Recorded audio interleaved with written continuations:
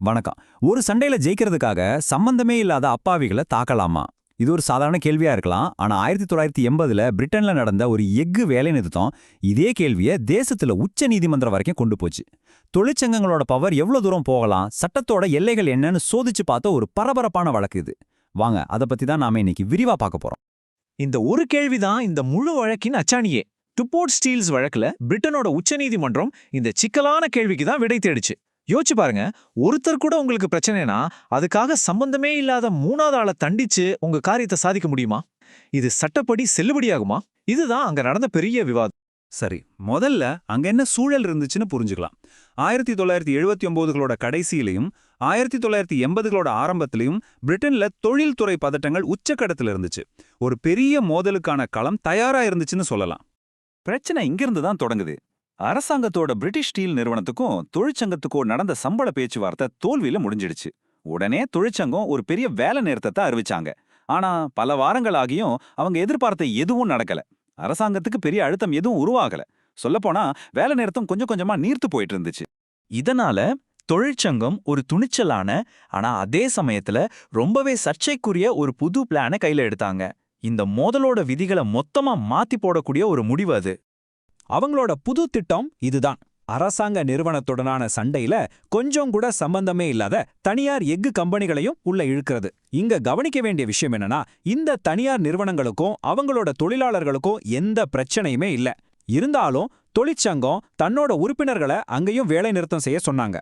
இப்ப இந்த ஸ்லைட்ல இருக்கிற மேற்கோளை பாருங்க, ரொம்பவே சுவாரஸ்யமானது. தொழிற்சங்க தலைவரான வில்லியம் சீர்ஸ் அவங்களோட உண்மையான நோக்கத்தை வெளிப்படையாவே சொல்றார். இது வெறும் சம்பள போராட்டம் இல்ல, இது அரசாங்கத்துடனான ஒரு அரசியல் போராட்டம். அதனால தனியார் துறையை முடக்குனா அரசாங்கத்துக்கு பொருளாதார ரீதியா அழுத்தம் கொடுக்க முடியும்னு அவங்க நம்பினாங்க. இந்த முடிவோட தாக்கம் ரொம்பவே பெருசு. தனியார் எஃகுத்துறையோட வாராந்திர வருவாய் மட்டுமே கிட்டத்தட்ட 30 மில்லியன் பவுண்டுகள்.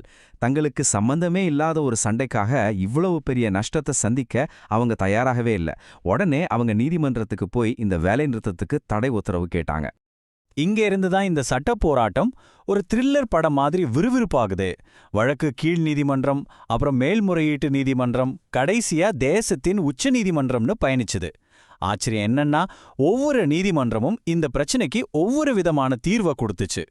முதல் களம் உயர்நீதிமன்றம். தனியார் நிறுவனங்கள் தடை உத்தரவு கேட்டு இங்கதான் முதல்ல மனு தாக்கல் செஞ்சாங்க.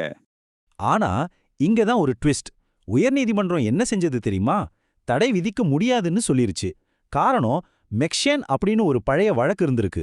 அந்த சட்டப்படி ஒரு தொழிற்சங்கம் செய்யற ஒரு செயல் தன்னோட போராட்டத்துக்கு உதவுன்னு அவங்க மனசார நம்பினா மட்டும் போதும். அந்த நம்பிக்கை நியாயமானதா, அதனால மத்தவங்களுக்கு என்ன பாதிப்பு வரும்னு எல்லாம் கோர்ட் கேள்வி கேட்க கூடாது.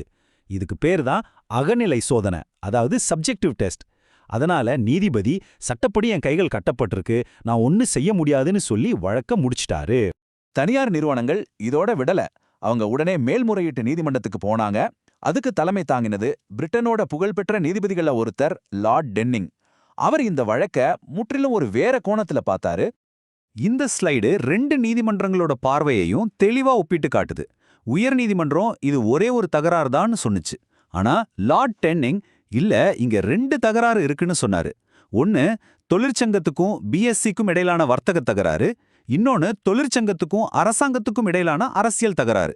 தனியார் துறைக்கு எதிரான வேலை நிறுத்தம் இந்த 2வது, அதாவது சட்ட பாதுகாப்பு இல்லாத அரசியல் தகராறுக்காக தான் நடக்குதுன்னு சொல்லி தடை உத்தரவு போட்டார். இது ஒரு புத்திசாலித்தனமான சட்டவாதம் இல்லையா?